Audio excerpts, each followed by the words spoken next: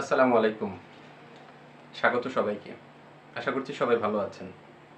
যদিও দেশ একটি ক্রান্তিকাল অতিক্রম করছে, ভালো থাকাটা কঠিন। গত ৫ আগস্ট ছাত্র জনতার গণ-অভ্যুত্থানে বাংলাদেশ থেকে স্বৈরাচারী শাসকের পতন ঘটেছে। ঠিক সেই ক্ষত কাটিয়ে ওঠার আগেই দেশের একটি বড় অংশ বন্যার পানিতে নিমজ্জিত। সেখানে মানবতার জীবনযাপন করছে অসংখ্য মানুষ। তারপরেও আমাদেরকে ভালো থাকতে হয়, ভালো রাখতে হয়। আমরা কথা বলতে চাই। আমরা প্রাণ খুলে মন খুলে কথা বলতে চাই। বিগত সময়টাতে আমরা কথা বলতে পারিনি।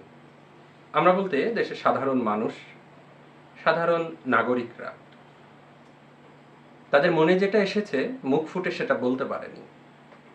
আর তার কিন্তু বিস্ফোরণ ঘটেছে ছাত্র জনতার গণ-অভ্যুত্থানে। আমরা যে বিপ্লবের মাধ্যমে একটি নতুন বাংলাদেশ পেয়েছি, সেই বাংলাদেশে মন খুলে কথা বলতে চাই। আমি যেটা ভাববো, আমি যেটা ভেবেছি, আমি সেটা প্রকাশ করতে চাই এবং আশা করি সেটা প্রকাশে কেউ বাধা হয়ে দাঁড়াবে না। বিগত সময়গুলোতে আমরা দেখেছি গোটা সরকারি সিস্টেম শুধু নয়, কোনো একজন নেতা বা পাতি নেতার বিরুদ্ধেও যদি কোনো কেউ কথা বলেছে, তার বিরুদ্ধে গোটা রাষ্ট্রযন্ত্র একট্টা হয়ে পদক্ষেপ নিয়েছে। কিন্তু আমরা আশা করব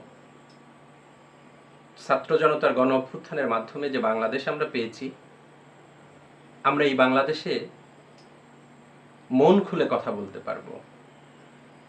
আমরা এই সরকারের গঠনমূলক সমালোচনা করতে চাই, আলোচনা করতে চাই। এই সরকারের কোনো পদক্ষেপ আমাদের ভালো না লাগলে সেটা বলতে চাই, ভালো লাগলে সেটার প্রশংসা করতে চাই। সেটা কারো পক্ষে গেলে ভালো, বিপক্ষে গেলেও ভালো। আমরা আশা করব পক্ষে গেলে যেমন আপনি খুশি হবেন, বিপক্ষে গেলে তেমনি সেটাকে গঠনমূলক সমালোচনা হিসেবেই নেবেন। তার জন্য আমরা কোনো প্রতিবন্ধকতার শিকার হব না।